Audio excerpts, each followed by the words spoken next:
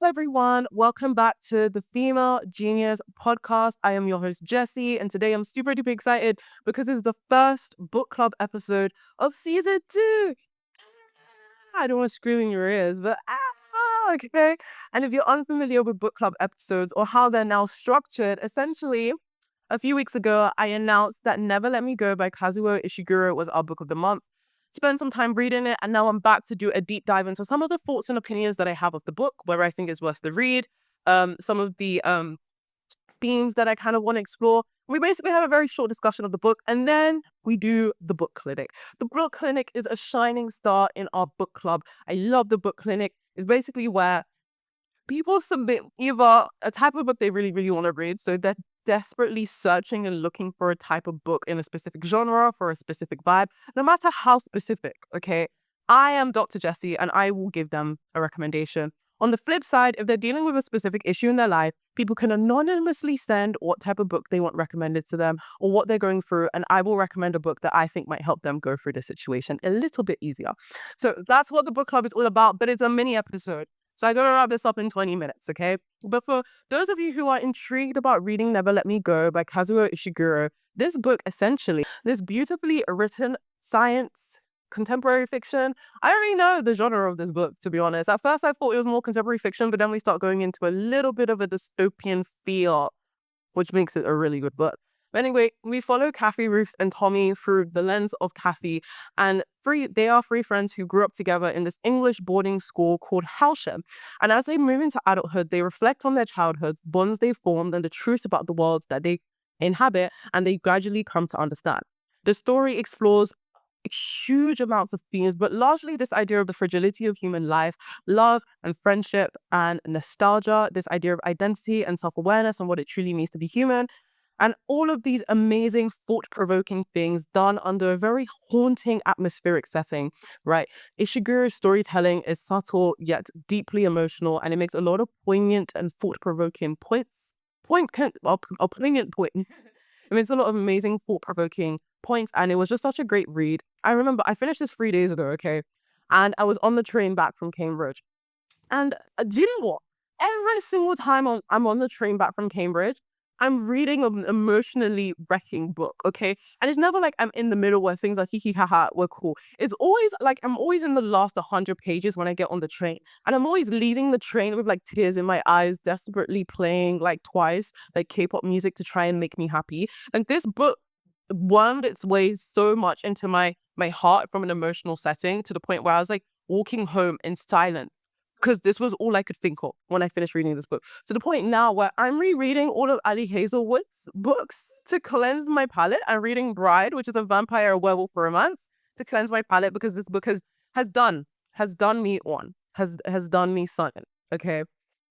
Anyway, so I highly do recommend this book is contemporary fiction, and I do really recommend it for people who are in for a book that number one isn't too fantasy, isn't too crazy, isn't too much going on. It does feel like something that is so easily assimilated into our everyday life, and I think that's what makes the big reveal at the end very scary because it's like, oh my god, this so easily could be our world. It's beautiful, it's poignant, it's I keep using the word poignant, but it's what it really feels like. It's just like wow, like so many points are made upon reflection. I give this book 4.5 out of 5 stars. This was such an amazing and incredible read. And this is coming from somebody who doesn't really like contemporary fiction. I am definitely more of a fantasy and romance girl, and maybe a little bit of science fiction in there, okay? I like to be on Mars and somebody's chasing them because they just killed their alien lover. Like, that's where my book tastes like. So this was a little bit outside the realm. But there's no wonder this book, I think, yeah, is the winner for the Nobel Prize of Literature. So I had high hopes and it landed. It landed at every single punch. So amazing. So if you're looking for a book to read that will make you think about the world a little bit differently, help you consider some very, very important themes, or just reflect on some of the things happening in the world and in your life, I really recommend Never Let Me Go. Okay, from this point on, there will be a lot of spoilers. So if you are interested in going into this book blind, maybe stop here, give it a little pause, bookmark this episode, download this episode, screenshot it, and send it to your life coach and remind them to spin back to this episode in a few months or a few weeks or however many days it takes you to finish this amazing book. Female Genius. The main real big reveal in this book is that these children who are all in this English boarding school and also multiple different boarding schools across the country are basically clones and are people intentionally being bred for organ donations. Okay, so they clone people. We don't really know what people they are cloning from. There is an assumption amongst the kids, though, that it's usually from criminals or prostitutes or people who are in prisons. They clone these people and then they raise these children, right, to the point where they are of healthy age, and then they harvest their organs to basically give to other human beings. That is the dark, haunting setting of this book. And I think this book is told from the perspective of Kathy as almost like a reflection, like you're peeking into her inner diary for majority of the book, especially from part one and part two. So almost like the first 160, 170 pages of the book. You have this idea of this notion of a donation, but it's not actually explicitly confirmed what that means, okay, for these kids. We are really seeing Kathy's childhood, how she likes and has crushes on people, her discovering what sex is, her having problems with her friends, her loving a new song, providing meaning under this narrative or this almost like whodunit mystery of okay, what is it that's really going on? What are all of these little moving parts and things that we're unsure of for? Why is this teacher breaking down when she saw me carrying a pillow and dancing left and right to the song? There's a lot of suspicious things going on that makes you continue reading. But I think that in a way, this book is beautifully designed and structured in a way that mirrors how Kathy comes to understand the world. We begin to understand how her world is the same way in which Kathy understands how the world is, in which we are drip fed pieces of information and we are struggling to put it together as Kathy, as she grows up, is struggling to put all of these different pieces together about her existence and the meaning of her existence. And what I think is really beautiful is there is a large narrative, especially towards the end, or theme explored of this idea of exploitation. And a lot of people in the outside world, and by outside worlds, outside of the main character and outside of Helsham, or people that believe in these children, don't believe that the people who are cloned and raised for organ donation have souls. And that is the justification that a lot of society takes on to justify basically growing these human beings just to kill them again. Um, and so what is really beautiful about this book is Kazuo Ishiguro basically eliminates any chance of you siding with the people who are exploiting these children by making you really see and grow up and recognize and empathize with all of the emotions that they experience. We see mirrors of our own childhood in Kathy, Tommy, and Ruth, her friends' childhoods as well, right? We see her like a boy. Boys that we've We see her have arguments with her friend, struggle to keep up with social dynamics. We see so many human aspects of her to the point where when we reach the reveal that actually a lot of the world considers her less than human is absolutely shocking to us because we have experienced her childhood with her. We see that her emotions are real, the things she experiences are real, and these are things that we experience in ourselves. The structure of the book in itself and the choice of using that nostalgic diary reflection sort of telling and that drip feeding of information before the big reveal, I think just makes his point so clear. And I was really intrigued by why Kazuo Ishiguro used this whole idea of organ donation and this idea of cloning as a narrative to talk about human exploitation and how we might see people less than humans, like the lens. I was really intrigued by the lens in which he chose. I mean, this book was published in 2005. And if you take some time to look about some of the political landscapes in 2005, a few years back, I say a few years, 9 years before the book was published, in 1996, Dolly the sheep was cloned. And if you don't know about Dolly the sheep, okay, from GCSE biology, Dolly the sheep is basically one of the very first real animal clones that we had, and was and reached full adult age, I think, if I remember my GCSEs correctly. Um, and so it raised a lot of ethical conversations, philosophical conversations within the scientific community and beyond about what is the ethics around cloning? How far should we take it? Should we clone humans? If we clone humans, are they really human? And so I think that probably is maybe why we use the idea of cloning, or maybe Ishiguro used this idea of cloning to explore the exploitation of humans and human beings' rights. And I do think it's really interesting because a lot of people do see this as a dystopian novel. And we have other really famous dystopian novels such as 1984 or Brave New World, which explores indoctrination and this idea of controlling people in very explicit settings. Like, okay, we read this in Wildlife in the first chapter. Okay, people are being controlled. But this book almost has like this almost soft form of indoctrination, or explores this idea of soft indoctrination. These kids are being raised in a way where they feel like this is just what their life is going to be. This is a form of control in itself. They don't really feel like there's anything outside of it. And they're not explicitly bound off, by society. They're not explicitly put in chains. They are not manipulated and very, like, mind control, anything of the sort that we are typically used to seeing in other very more upfront dystopian novels. Instead, this book takes a backseat, but still allows us to realize by the end that these kids have basically been raised to believe that this is their life and this is what their life has to be. And this idea of soft indoctrination, I think, aligns with Michel Foucault's theory of biopolitics. And essentially, through the lens of by shaping people's perceptions, you are able to maintain a form of power. And then this, I feel like, when I was thinking and reflecting on some of the things happened in the book, and this whole idea of soft indoctrination led me back to James Baldwin's The Fire Next Time. I mean, even in our own real world now, we see and we are aware of the propaganda that is spread about different people, different races, different groups of people to justify violations of their human rights against them. We see it in terms of the Palestinian genocide that has been happening for multiple years, but has truly really come to a head in the past few years. I mean, in James Baldwin's The Fire Next Time, he writes so eloquently and explores this idea of soft indoctrination from the perspective of race. In The Fire Next Time, which I read when I turned 18, I read it on my 18th birthday because my friend got it for me for my 18th birthday. And he's basically writing a letter to his nephew. And a lot of the book is to empower Black people and to make them realize that they do not have to fall on to the guises that people are trying to perpetuate. But he says in The Fire Next Time, when he was writing a letter to his nephew, I believe, is you were born into a society which spelled out with brutal clarity and in as many ways as possible that you were a worthless human being. You were not expected to aspire to excellence. You were expected to make peace with mediocrity, right? And this further through the lens of race is exploring this context and how ideas are sold to people to keep them in place, but to also absolve those who are mentally enslaving these groups of people and basically abusing these groups of people in different formats, right, for moral responsibility. I mean, we even see it in terms of some aspects of eugenics and this idea that people were told this lie that Black people were more unintelligent than white people because of the shape of their skulls, right? Or for some weird, unintentional, completely untrue biomarker that they used to justify doing what they did to Black people in the slave trade during those times. I mean, we even see it today when other countries or political institutions and powers try to justify getting themselves involved in certain wars that were no longer their business or in certain political situations and makes things worse, claiming this idea that the West are bringing freedom and democracy to the uncivilized countries of the South or the global South. Sorry to use such dated terms.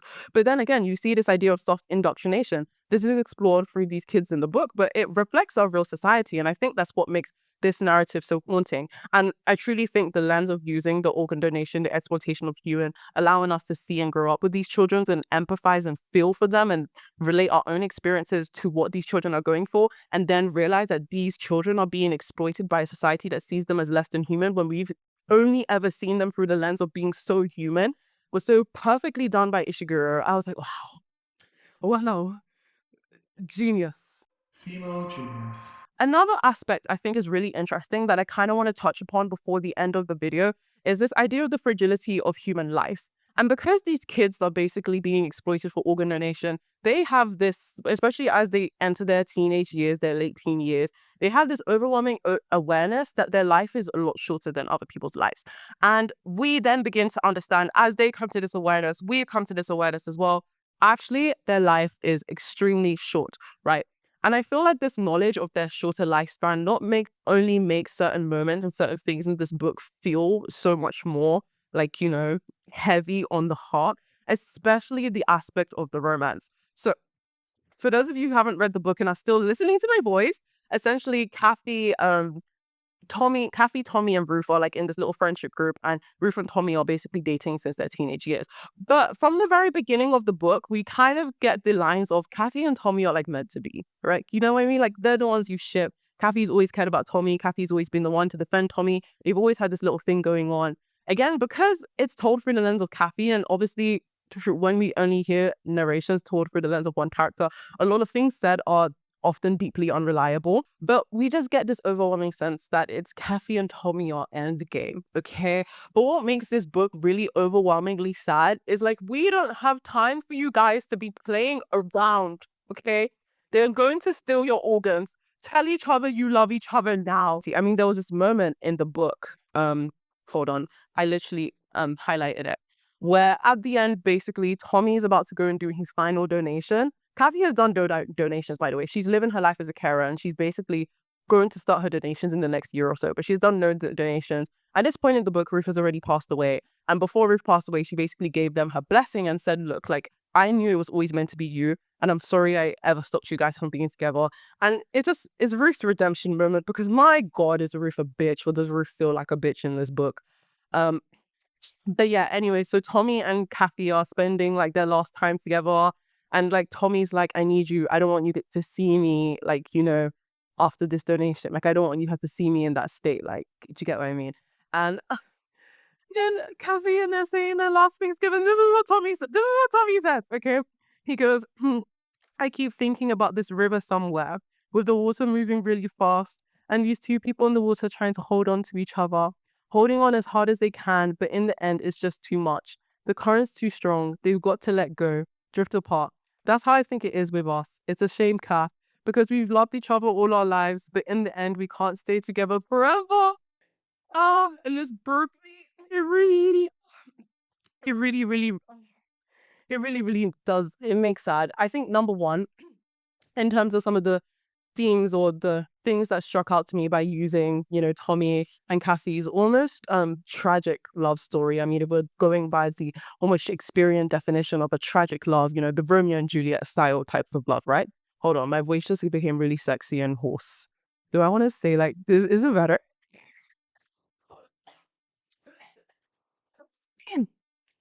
I like just thought, oh no, I've lost it. It was better before.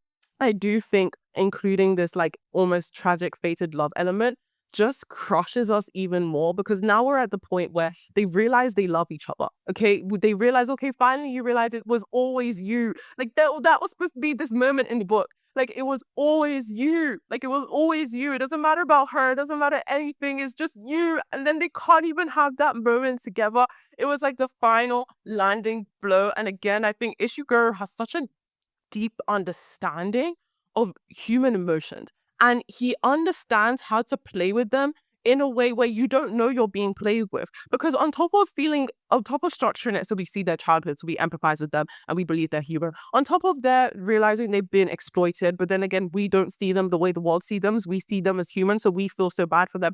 And on top of everything, and hoping like this, by the end, or like in the last part of the book, we're hoping, okay, maybe there's something, maybe they turn away from this society. Maybe there's something that saves them. Maybe society finally realizes they're human. Maybe their love is the thing that saves them.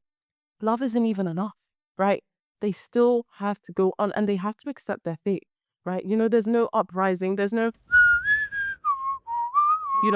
like taking down the capital. There's nothing, okay? More kids are going to experience what they have. More kids are going to go through the system. Okay, more kids are going to be like Tommy and Kathy, and they're not going to be able to heartbreaking. Anyway, guys, okay, that's my little short abridged deep dive of some of my favorite things from reading, or some of my favorite realizations or explorations from reading Never Let Me Go. Oh my God, the sexy voice is back again. Never Let Me Go by Kazuo Ishiguro. I'm still deciding on next month's book, but without further ado, guys, we really quickly need to do the book clinic. Female genius. So this one came from my little cousin, okay, because nobody else sent book clinic problems this time. I'm going to put it down to the fact that you guys all forgot. So guys, make sure you click the link down below and talk about what books you would like me to recommend, or any problems you're going to, so I can recommend you books and give you unsolicited advice. Okay. So in this one, we're talking about friendships, and specifically, my little cousin goes, give me a book that talks about what to do when I feel like I'm being a bad friend, or I'm losing a friend, or blah, blah, blah, blah, blah. This is very interesting to me, because I think friendships, I don't want to say I'm a friendship expert, but I value friendships a lot. I think number one, friendships are really disappointingly so the most unstudied relationship. To me, one of the most important relationships ever. I mean, it was the very first episode I ever did the podcast on. In all fairness, like you don't get to choose your family, right? think your family's your family, and I believe your family's there to teach you tolerance, right? Your romantic relationships, they're very complex. They're like biologically intertwined. There's a lot of things playing into romantic relationships slightly outside of your control, right? And then your friendships, like you actively choose your friends. You choose to spend time with, there's nothing tethering you to them, but your own choice and your own will to be with them every single day. And as we get into adulthood, and I spoke a little bit about this in the loneliness episode and other episodes before, as we get into adulthood, when you're not bound by the confines of a school or a situation or a circumstance, it becomes really, really hard to maintain friendships and maintain those really good friends. And the book I really want to recommend to you in terms of talking about friendships or making us see the light or the importance of friendships and how to keep them in particular is Everything I Know About Love by Dolly Alderton. Guys, this book, okay, to girls, in fact, guys, F off. Girls, stay with me. Stay with me. This book, if I had to write a list of top 5 books that every woman in this entire planet should read, this is one of them. Everything I Know About Love by Dolly Alderton. It's almost this biographical book in which it's telling Dolly's experience through teenagehood and adulthood and all of the love in her life and how she deals with that romantically and friendship-wise and everything. And the summary of the book, without spoiling it, or the lesson she kind of learns in the end, is that the most important relationships in her life that have taught her the most, that have loved her the most, are her female friendships. And when I tell you, when you read this book, I was at the end crying tears while I was reading it. And I was like, this is so right. Guys, for whatever reason you have, little cousin, I'm not going to expose your name, and all of the girls, and even guys that are listening to this, if you have somebody that you truly value in your life, a friend, please put in the effort. It pisses me off to the max when I see people put more effort into their romantic relationships to your friends that have been by your side for years. Okay, friendships aren't a given. You aren't like, just because somebody's your friend today, there's no promise that they're your friend tomorrow. In the same way, when you have a romantic partner, to maintain that relationship, you have to talk, right? You have to date. You have to check in, right? You have to, be there for them. You have to do that with your friendships as well, or your friendships won't flourish or become better. And this book so well perfectly describes how that can come from different sides, from the friend who's experiencing that feeling of neglect to the friend that is, accidentally giving that feeling of neglect. Like, you do need to like check in on your friends. You do need to show your friends that they care. And obviously, I understand that there's different levels of friendship. I mean, some people are circumstantial friends just because you're in the same environment, because you take the same course. You hit each other up. But then actually, once that tie has been broken, maybe you guys don't have the type of friendship where you connect. But for those people that you, without tie, without that circumstantial situation where you guys have to always meet each other, if you have those friends like that, put in effort. Send them a text message. Send them a hey. Send them a gift every now and then. FaceTime them. Check in. All of these kind of things, because that cultivates their friendship. It makes the friendship really strong. When I reflect on the friendships that I probably consider the strongest in my life, I recognize these are probably the people I talk to the most. These are the people that I experience things the most, okay? It's really interesting because my friend Aradia, my really good friend Aradia, talks about this idea of a catch-up friend and how it pisses him off. And he sent me like a TikTok video in which somebody was like, I don't want to be a catch-up friend. I don't want to be the type of friend where you see every 3 or 4 months and it's just what's going on in my life. This was going on in my life. This is what's going on in my life. Bye. Like already was like, I want to be part of your life. Like, I want to experience life with you. I want to experience watching a movie the same time you're watching a movie for the first time. I want us to think about dilemmas together. I want us to have really fun experiences at parks and games. Like I want us to experience life. I want to feel like a participant in your life. I don't just want to feel like I'm listening to a podcast of your life every time we meet up.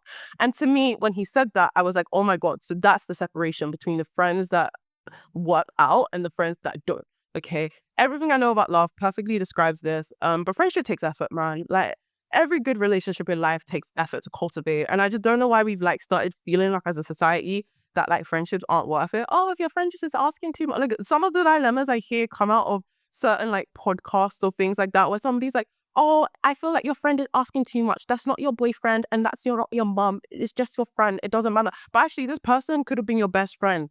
Like, your best friend, like your sister. Like, that person could have been the person that's always in your house all the time. I don't know. I'm very passionate about this topic. I've been done dirty by friends. I've done friends dirty. I'm not a saint by any means, but genuinely read this book, take in some of the lessons, learn from her mistakes, and truly start to value some of your friendships, because I genuinely believe it's so important.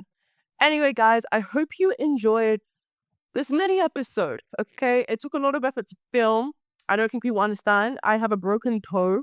Okay, I broke my toe while I was at the gym, And I don't even know if it's broken, but you actually can't tell if a toe is broken because unless it's your big toe, like you're not actually supposed to go to A&E for it or like book a GP appointment because it will heal on its own. Unless it's like physically, literally, like you can see it like go left or something. Go follow me on Instagram, the Female Genius Pod, and then we can decide together. I'll give a list of options and then we can decide, okay, which book do you want Jesi to yap about in a month? And I love you guys so much. Thank you so much for listening to this episode of the podcast. And yeah, next week, guys, next week is going to be a fun episode. It has to be, this episode has to be big, amazing, because it's International Women's Day. We're on the Female Genius podcast and shock horror. International Women's Day is also Jesi's birthday. So I need to do my big one. I don't know whether to take it like seriously and talk about all these issues or to be like absolutely crazy and expose myself and just have a really fun time. We'll see. Anyway, geniuses, I'll see you guys next week on the Female Genius podcast. Female Genius.